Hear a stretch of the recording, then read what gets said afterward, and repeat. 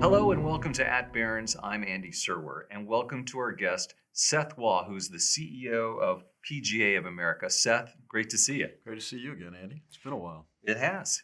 So tell us the difference between PGA of America and the PGA Tour. They're different organizations now, They right? are, and it's confusing.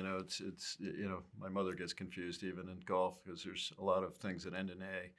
But the PGA Tour runs the events you see every week. It's the tour players that play every week. PGA of America is the largest sports organization on earth. It has 28,000 members. So all the club professionals that you may be teaching you the game, those are our members. We own a number of properties in the professional game. We have the Ryder Cup, which is the greatest spectacle in the game. We own the PGA Championship, which is one of the four majors. We have the Women's PGA Championship, the KPMG, as well as the Senior, which is the KitchenAid Senior Championship. And then we run a variety of things throughout the course of the year. Our club professionals, we have effectively what we called our PGA Works Collegiate Championship, which is the HBCU National Championship. We have Junior League, which is fastest growing, sort of youth program in the world. And so the way I think about it is, sort of every other golf agency body has sort of one swimming lane. So you have the professional game with the PGA Tour, you have the USGA, which is rules, and the US Open, the RNA, which is the international version of that, the LPGA, which is the women's professional. And we are sort of the whole pool, right? Because we start with the first shot you hit through junior, and then the final shot you may hit. But we also have the pinnacle of the game at its very highest level. So we are mission-based, non-for-profit. Our mission is to grow the game and serve our members. Make our theory being that if we can make 28,000 lives better, we can make millions of lives better through the game, and that's really how we think about it every day. Yeah, I was going to ask you to follow up on growing the game. How do you actually measure success, Seth? And I know you came from Wall Street, and we'll get to that in a second. So you're very metric-oriented, bottom-line-oriented. What about at PGA of America? Yeah, so we look at, we have an association called the NGF, National Golf Foundation, which measures growth of the game every day. I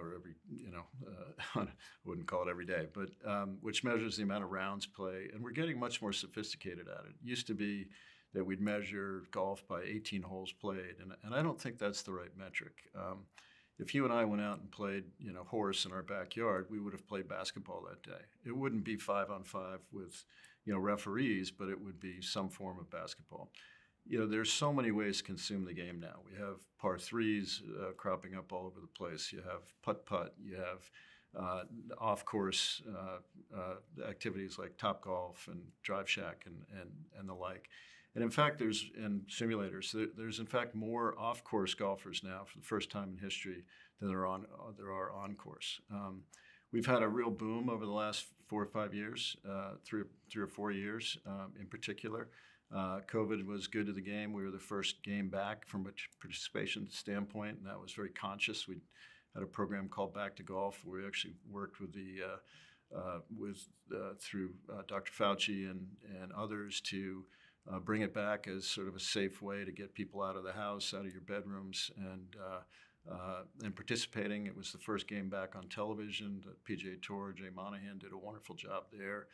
We were the first major that came back without fans, and golf was one of the few sports that wasn't weird without fans because you could actually see the beauty of the golf courses as opposed to the empty stands. And so the game, for the first time in its history, is not only growing but is cool, and we're seeing the participation grow not only in numbers at all-time records, which has been sort of 20 to 25% growth.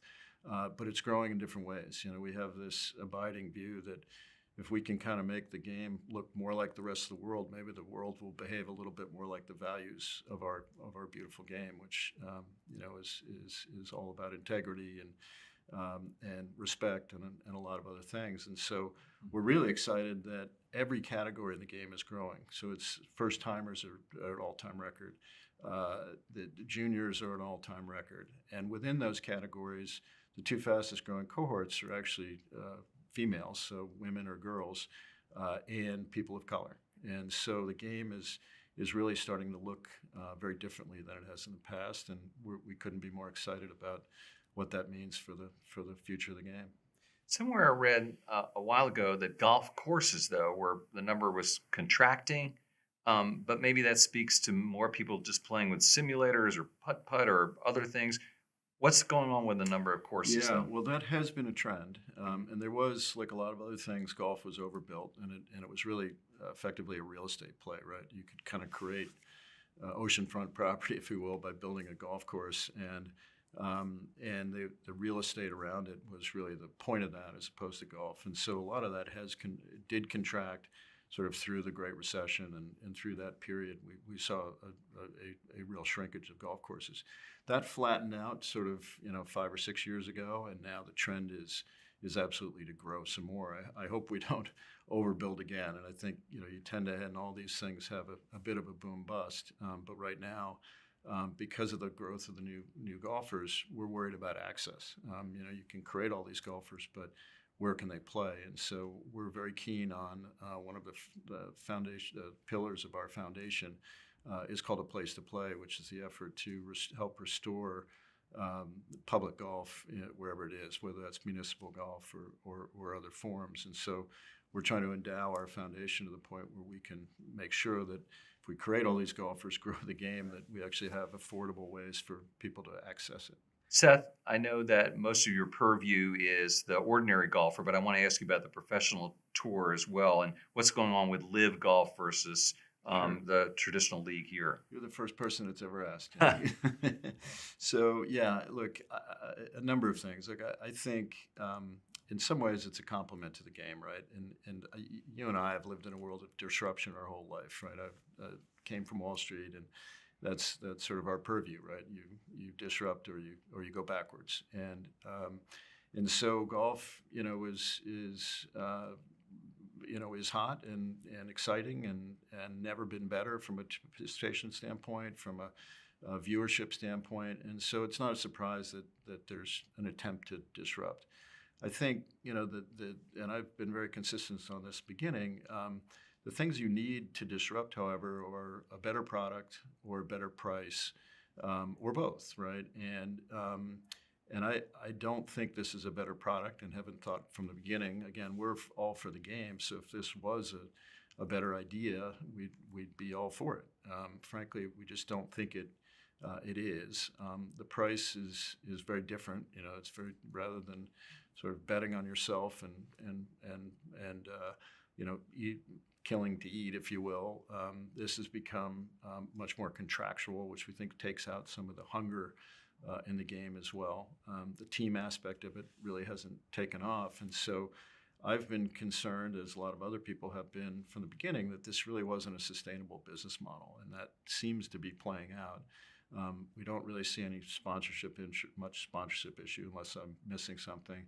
The television is, sort of more or less non-existent in the viewership, and so we're just not sure, how this survives other than continuing funding, and so that's where we stand with it. We think there's a better way to access the ecosystem than sort of what's gone on, but we'll see. Obviously, they continue to play, and they've recruited some very good players, and we'll see how it works out. Quick follow up: is there something to learn from it in terms of the team play? I mean, you have the Ryder Cup, which is teams, but are there more ideas like that might be Yeah, fruitful? I think we're always looking for new ideas, and you're going to see more and more kind of co-ed golf that'll be played. Some of that'll be team, some of that'll be individual. We think that's interesting. The thing about the Ryder Cup that's so unique is it's sort of the Olympics games and the Super Bowl and a Stones concert rolled into one, and it's somewhat tribal, right? And people playing for their country or playing for their continent. And that's really hard to replicate. You can't recreate, the Red Sox against the Yankees or Duke, North Carolina, or whatever rivalry you want to talk about. And that's what the Ryder Cup is all about. And I think I'm not sure that this form of team play is as exciting as they'd hoped. I mentioned you were a banker, Seth. You ran Deutsche Bank North America. You worked at Silver Lake. What's the difference between working on Wall Street and running a golf organization? Lately, not much. Crisis seems to follow me around, unfortunately. But first COVID, and then this new existential threat. But I think, and I don't know that I'm a good one, but leadership is kind of leadership, right? And so the basic tenets of leading and business acumen, and you know, uh, uh, taking care of your people and thinking through hard problems, and being very team oriented on that is all very much the same. Um, but there's a lot of difference in a mission based. I used to have shareholders that you worried about investors. Here we have members, right? And so it's a different structure entirely.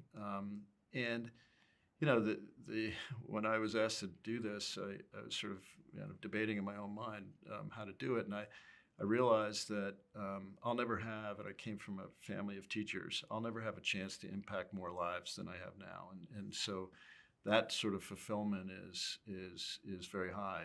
And when I called around to ask some advice of people, I called Rob Manfred, who's a good friend, who's the commissioner of MLB.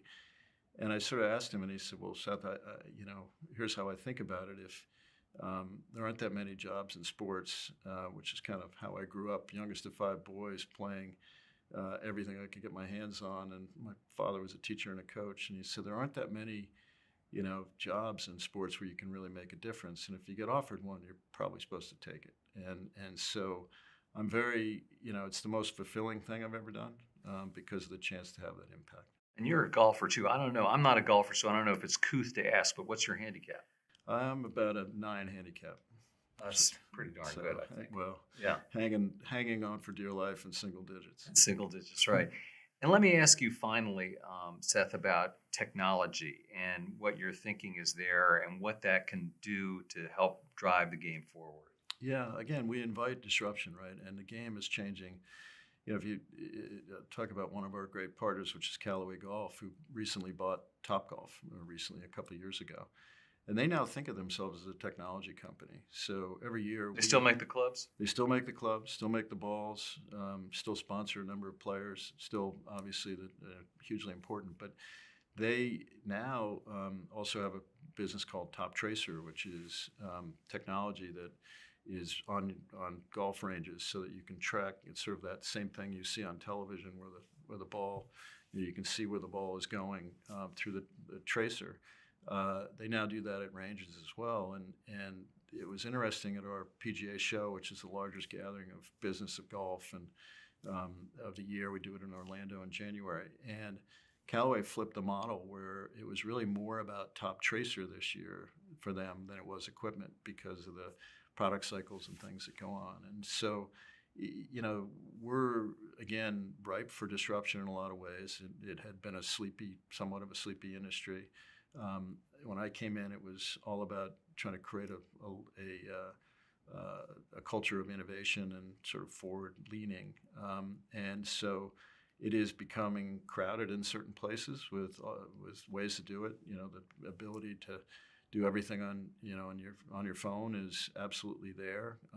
We're trying to create, sort of the open table sort of more or less, super highway for our members to book, everything online, whether it's merchandise sales to lessons to tee times to communicating, and so we're building a system for that, to do that, and making that open architecture so that everybody can kind of put their technology through there as well. So technology is very much a part of the game, and by the way, this new generation kind of expects it, right?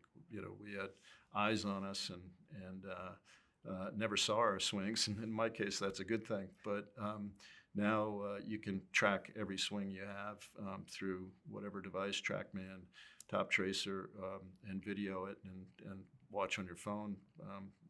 Every lesson that's ever been given. So we welcome it, and it's absolutely here to stay, and will continue to evolve for sure. Seth Waugh, CEO of PGA of America, thank you so much for your Thanks time. for having me, Andy. It's great to see you again.